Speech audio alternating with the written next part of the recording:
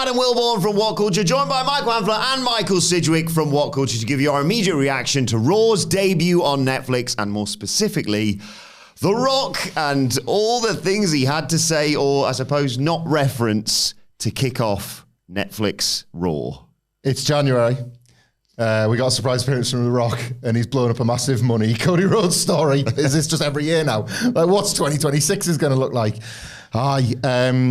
Yeah, we're going to do the full Raw review as normal later on, but I think it's worth referencing that this had such a knock-on effect watching live, and obviously I'm talking about the second screen experience with a lot of other hardcore wrestling fans, which we know this Raw wasn't necessarily all for. This was a real vibe killer at the worst time, basically. Like pretty much the first segment after like the game Triple H has had his big moment. Hilarious, Jesus Christ. Like The Rock says, well, I'm having a big moment too. The second big moment. Bigger moment, if anything. And then he takes the biggest money. Biggest dick. The biggest money story that he set up because he fancied it, and then just set it all on fire. Like CM Punk once said in a scrum that Hangman Page threatened $1 million gate with a simple line that wasn't agreed beforehand, right? A bit of an overreaction from the punker, but the principle of what he was saying, if it had been a different time, would have been right. Rock didn't threaten one, and it wasn't just $1 million. He killed one, and it was $1 billion. And I know that's not how wrestling makes its money anymore. You know, it's not done on tickets and whatever. However, this match that could have been for this WrestleMania, it could have been for the next one, it could have been for a WrestleMania in 5 years' time. It might still be, because The Rock might have just forgotten that he's done this, right? But just to watch it die, to watch Cody Rhodes, who, to be absolutely fair to him, yes, was being like little brothered by getting his hair ruffled in the crowd and then a drink and a cuddle backstage when he said, "Don't break my heart," this time last year, and we all knew, and everybody spent a year fantasy booking what this might be, because in Triple H's WWE, your investment generally is rewarded, so you get to get excited. For them to just, for The Rock, I'm saying them, for The Rock to just think, nah, I can't be arsed with that anymore. It wasn't Cody's hill to die on this year, was it? Like, to be absolutely fair to Cody, I've got to say, if he's, oh, what am I doing tonight then? Well, The Rock said he wants to do this. Well, I've got this cool program with Kevin Owens and I've got a match with John Cena. This is not my year to really worry about that. Like, I don't blame Cody for just not fighting this battle, because last year he did. He fought it with his face and he won. And he fought it by pointing at Roman Reigns in spite factors, and he won. This wasn't the year for him to fight that battle. And Triple H probably thought, just get through. Oh well, there goes that, I suppose. Good job, I've got a bunch of other money stories. But yeah, of all the nights, it was the first time in a long time that it felt like watching like a Vince McMahon helmed nostalgia show, because how many times would you watch those and go, oh, just forget about that then. That was fun for a bit. That was fun for, 10 months? Hands him something, don't break my heart again. Look at you now, boy. Like, it's over a year, but especially after the night, it's gone. Thanks to See you later, guys. That is absolutely gonzo. Gonzo, bonzo, and might never come back so. And I just, for the way in which the rest of the show played out, I think it took a long time for large segments of the audience who are invested in this show, and that's what's important, to recover from that. And then icing on the cake, when nothing, a big fat load of nothing happens related to the bloodline, The Rock stands there, holds the ropes open for Roman, hugs him, puts the other on. Still won't throw the one up. Still got to be the great one. Still got to be The Rock. And I'll probably go to NXT tomorrow. See you later, guys. Like, New Year's Evil's got 5 matches in a 2-hour TV window of commercials. And Rock's like, does it, Sean? Well, it's funny because where's my 40 minutes going to fit in? like, I know insanity and chaos was expected when The Rock came back. And Triple H will probably feel like he's gotten away with one, realistically. Well, he's got in your mind, he's got his WrestleMania card. Probably now, yeah. And he had enough, and this is the reality of setting 3 or 4 cards up, but just another all-timer, just wreck everything and leave from this era of The Rock. I enjoyed the final boss because he's never coming back apparently either. So weird, and kind of the worst time and the worst night to do it for me as well. As a fan and as an invested fan, kind of a nightmare. Disagree, but let's get your thoughts on it, Michael Sidgwick. Okay, right. Just to reiterate, we are going to do a full Raw review. Subscribe to the WhatCulture Wrestling podcast channel on YouTube or wherever you get your podcasts from for more in-depth thoughts. I sometimes switch my vowels, mate. Yeah. Is that a laughing matter? Is this funny? Is this cool? Is this cool? It's just sometimes something I do, man. Really got me. So my extended thoughts will be got a bit of Luther Reigns there. Yeah, I've had thoughts before. I've had thoughts before, and I'll have them again on the What Culture Wrestling podcast channel, to which you must subscribe. Oh, good. See, he had more fun here than he did on Netflix last night, didn't you, pal? I didn't off, man. Oh, this is good. This is what the business is all about. I've been up 8 hours. Anyway, so that's coming. Whoa. Let's specifically talk about The Rock. My ultimate, basically the crap, the old mattress, WWE, the TLDR version of that podcast, but I'm really looking forward to it. And I think genuinely I've got a really good take. Might be a bit tribalist for you, but we'll see about this. My ultimate, the thing that ran through my mind the most watching The Rock do this was, wait. It's like, I understand, right, this Moana reshoots, or he's too busy, or he doesn't fancy it, or whatever. I don't want to be in that man's psyche. I just don't. I watch him talk. I don't want to see the thought process. I kind of do. Why was he there? I don't know why he had to just light the match and just throw it and burn it all. Maybe he needed to, in his own head, basically let you know, not happening this year, guys. I'm sorry. Rip the bandage off. Yeah. We're not doing this. Smart promotion. Yeah. Yeah. We're not doing it. We're drawing the line here. Don't expect it. It's that old wrestling promoter thing of, I mean, well, it is, of if you're going to make the match, like, make the match. Don't let people think that the match is going to happen. Like, even the worst carnies, and I'm talking obviously about Vince McMahon, had that philosophy and mostly stuck to it. Mostly, there's obviously egregious examples. But why did he have to do it in that way? He could have done it in a million different ways. He did say, in his defense, not that this matters, not that it wasn't brutally undermined within minutes afterwards. He did say, you spilled each other's blood, and I'm sure we'll do it again. He did say that. He did leave it open, but he took the sting and the heat and the juice and any interest out of it whatsoever, any sense of believability out of the idea that he really hates him. He's gotten to by the idea that somebody else has made this cool. Like Cody Rhodes has been the face of this resurgence, this renaissance, this Netflix era. Levesque's like, oh, trying to make this Levesque era thing happen last year, but I'll have to say Netflix because we're getting all the money and all the rest of it. So I was amused by that. I was amused by a lot of it, quite frankly. But why did he then have to do? Come here. Mama Rhodes. Mama Rhodes, Screaming in the face with your blood in my hands. Remember that? Now we're friends. Now we're pals? Me and Mama Rhodes. Why did he have to do it in such a way? He could have said a million different things. It's wrestling. It's a work. Could have said something. Not this year, Cody. The Rock's busy. The Rock's a millionaire. The Rock's a WWE, the People's Champion, or whatever this stupid belt is. Do you think he's just gone off it? He's got his little belt and all that. It's nice, but I'm bored of that now. That's the thing, isn't it? Like, what's wrong with next year, Dwayne, or the year after the year after? Like, the idea is like the great before Hogan ran a truck into the Rock's ambulance. The great line was like he could call the Rock the flavor of the week because he was Hulk Hogan. The Rock could do that to Cody Rhodes. Yeah. Oh yeah. Well done. I'm the Rock, mate. Yeah. Like, try 20 years, whatever. Like, I'll see you down the road at flavor of the week or whatever. All you had to say was loads of ways to do it. Loads of ways to do it. One of it, off the top of my dick, could have just said, not this year, Cody. The Rock's a very, very busy man. The Rock's a very, very busy man. I'm out making movies. Where are your movies? Are you still in this little phase of your little career? Or anything other than we're pals now? And like backstage as well. Yeah. So you've done it on camera and it's like, well, that's a really odd visual I don't want to think of when this time last year you're handing in the mystery item. And then Rock's like, no, there's more. Like, we're drinking outside my bus. Come on, get that. Like, it was just so peculiar. So peculiar. I don't understand what he was thinking. It's completely nuked any interest. I mean, it's The Rock. If anyone can talk you back into thinking this match is huge or it's compelling or it's going to be entertaining, it's Dwayne The Rock Johnson, quite possibly, or very much arguably, the very best promo man of all time. You know? Yeah. So we're not doing this doomsday stuff, and there's no such thing as that kind of content anymore, given how much money they are going to make, like, regardless of anything. But it was just a total mood killer. I will say that The Rock doing that, instantly this road to WrestleMania feels that bit more clearer, that bit more formulaic, that bit more boring. Last year's spark of, it wasn't ideal, but it was also ideal at the same time, if that makes any sense Chaos, at all. It was chaotic, it was compelling, it made people like tense, it drew people in.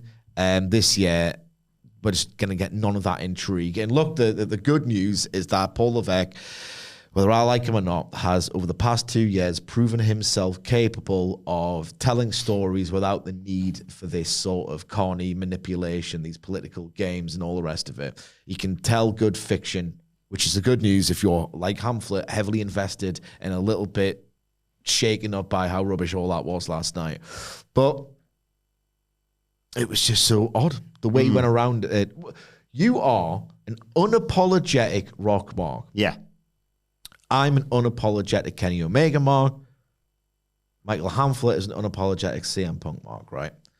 I can't criticize Kenny Omega this week because he's had a rebirth as the pro wrestling god. But he's done stuff in the past where I'm like, that wasn't good enough for you, or you shouldn't be slumming it in this mid card, or you shouldn't be so self-indulgent with Kota Ibushi, and you should be like really prioritizing your ace role in AEW.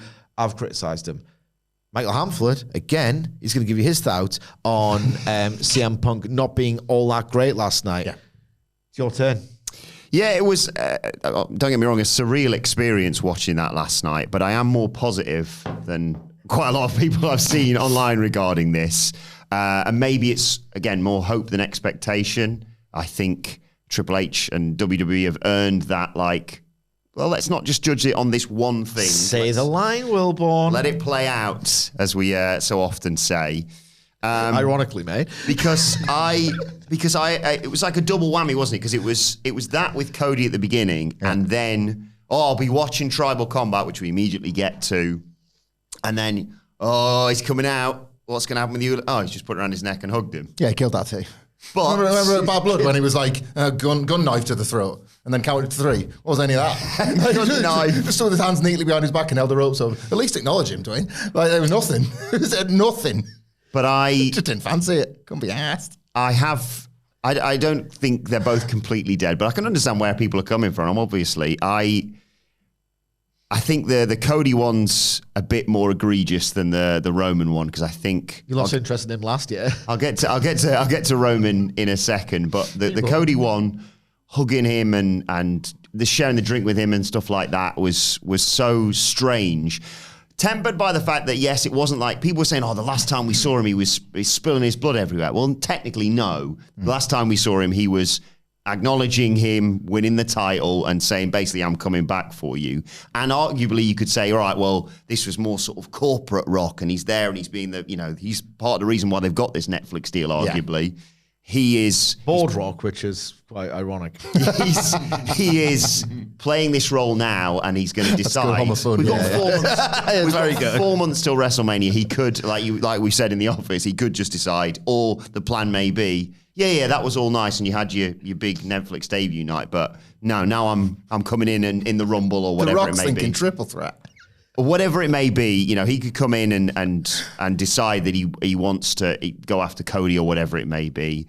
But it was strange to see them being so pally-pally, and I felt awkward for Cody just being like, you from the crowd. What was he doing in the crowd? The reveal of him in the audience. Again, all of this feels framed around The Rock says, I'm doing this thing, and that's what has to happen. Which again is where I think I would push back a little bit on your letting it play out thing. Because I agree. I agree with this WWE. The Rock is outside of that. Complete that. And he proves it over and over again that he is outside of that. The WrestleMania documentary exists in its ridiculous mutated form because The Rock is outside of that, pretending that he's inside of it. Yes. We realized as a company we had to pivot. It was like, you effed it up, mate. So they had to un-F it up, and then you had to kind of help. He doesn't count when we're talking about, I can say, let it play out with most things in WWE. Yeah. No, you can't, mate. That's what you're saying. I can't say it with The Rock, because The Rock will decide on any given appearance what he's going to do. And I say all that to say, because something else that happened on Raw last night, and I think this is where you will be tested potentially. What if he, so last night, let's be real about this, right? Sidgwick's a dynamite guy. Ish. Rock sort of broke something on my show last night, Raw.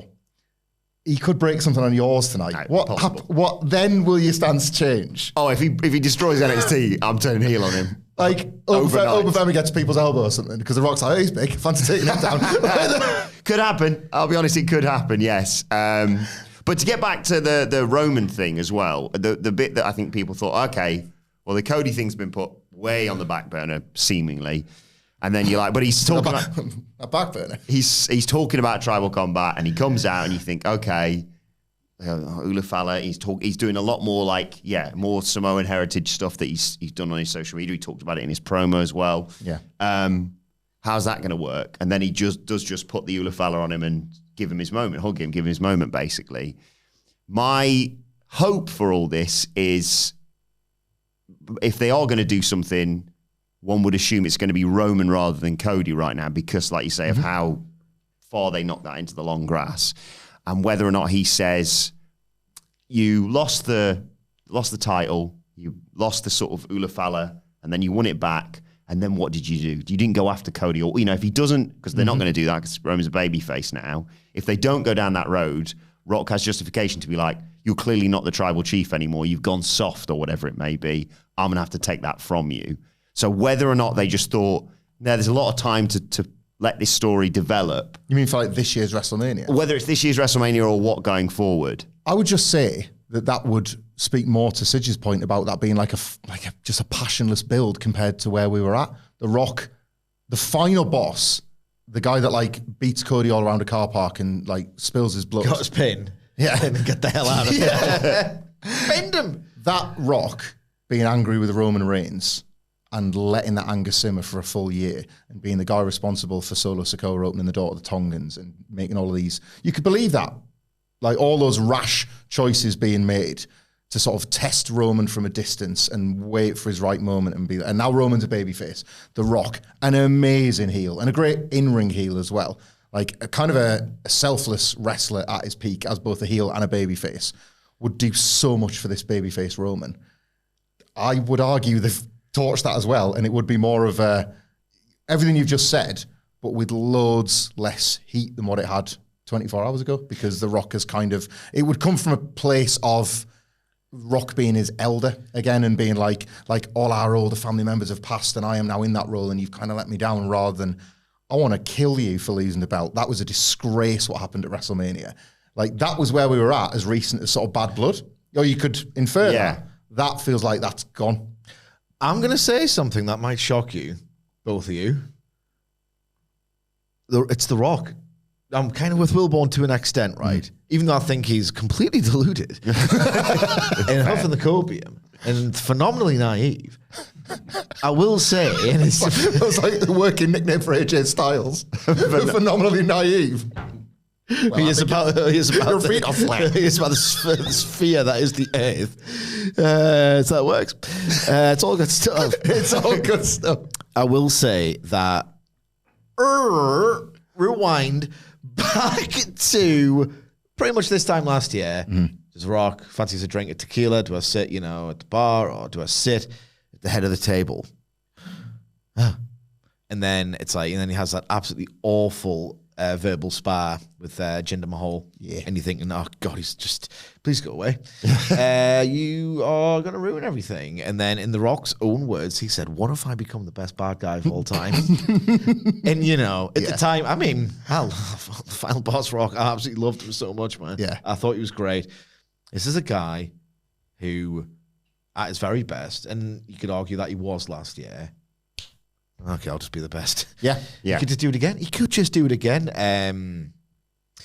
I will say that the timing was the worst part of this. If it was just on USA Network and this happened, whatever, you've just instantly taken this idea that we're just getting started, and this resurgence is going to new heights on Netflix. It's is it, or does next week's card just look like Raw streamed as opposed to on cable?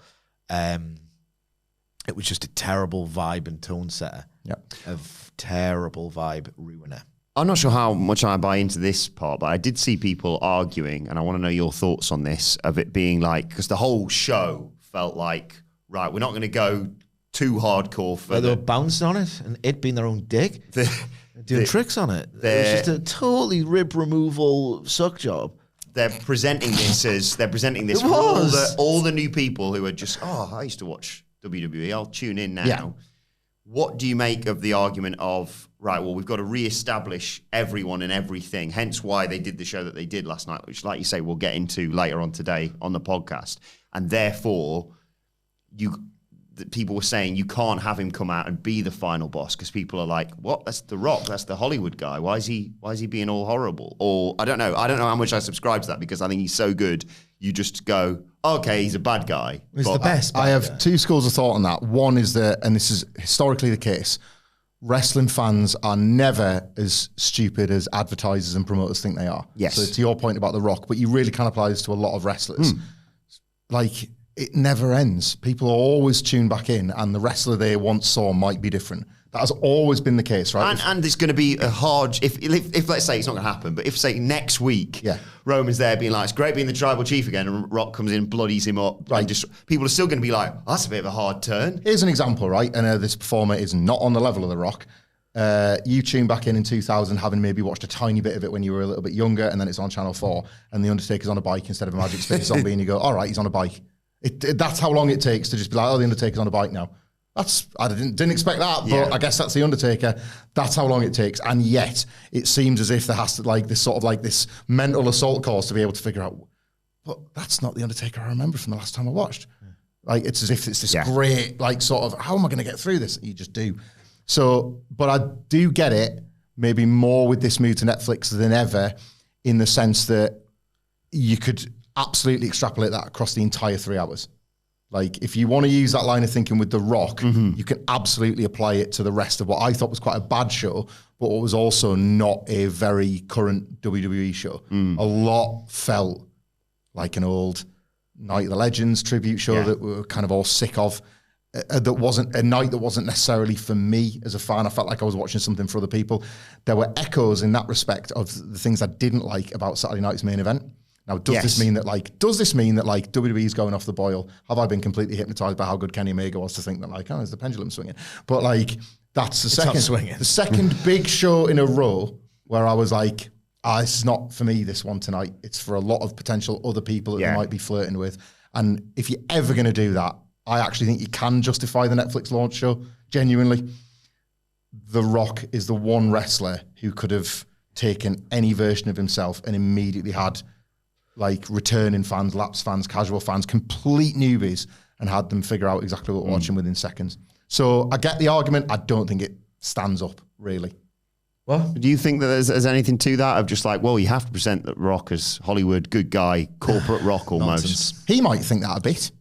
He's obsessed with his whatever he thinks his public relations in any given day. Yeah. Like Nonsense Cope. So when do you think we will next see The Rock on WWE Tonight? TV again? Well, apart from NXT, yes. on the CW. I don't care, and that's another problem. Like there was massive stories that were good to go that involved The Rock, and now if he turns up, I'm waiting for like a Jinder Mahal or an Austin Theory, like yuck segment to reveal something bigger. We had the big stuff. Play a game though. Like, what rubbish insult is he going to hurl at which wrestler? Yeah, that's true. Yeah, if like I like games. picking a show, it's like throw a dart at the board or look at when they're near where he's filming. You know, he showed up at Bad Blood because he was doing a charity thing an hour away. That's he did this massive this is probably a massive story thing. It turned out what he was doing was foreshadowing what he was going to do to massive money programs. Two of them. Wait a minute, there was 3 on the finger. He's still got one more story to kill. NXT, baby. That's there we go. Don't. Obafemi's title reign. Whenever he wants. And that's it. And that's how we used to think about the Legends Raws, about they need to pop a number this week. So Steve Austin's here or whatever. Like, there's no passion to it. There's no genuine intrigue. It's just The Rock's here. Like you said, at WrestleMania. He might turn up backstage at WrestleMania and be like, "Hi, I'm here. Oh, I have to put you on what I'm thinking, guys. What about this? We get my name, and then I set that on fire with a blowtorch." Rocky did that. Huh? Get him his name in the blowtorch, I guess. Like that's when The Rock could shut up. Because it is partially influenced by I saw Sean Ross Sapp confirming, I think after the show last night, the Moana live action reshoots or whatever it is. Him doing the Moana noise was cringe as out, by the way. I don't know if you thought that, but like and then getting the fans to shriek it as well. I like it in the film. I don't like it in my world. That's what I keep it on Disney Plus, please. Enjoy that with my children, having a nice family film evening. I don't want it on my version of cinema on a Monday night. Yeah, I've got no thoughts on that. Yeah, so what are the odds of him being in the Rumble?